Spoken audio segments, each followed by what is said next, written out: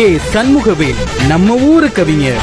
நீ சிரிச்சா சிறுமலடா நான் சிவகங்கைக்கு ஒளிதாண்டா ஓடி ஒன்று இடிதாண்டா நான் இன்பத்துக்கே ராணியடா. நம்முடைய கிராமிய கானங்களை நான் சிங்கனலும் சின்ன பொண்ணு என் பேர சொன்னா எரியும் கண்ணு. யூடியூபில் வீடியோவாக தந்து கொண்டிருக்கும் SSV பிக்சர்ஸ் சேனலை சப்ஸ்கிரைப் பண்ணுங்க.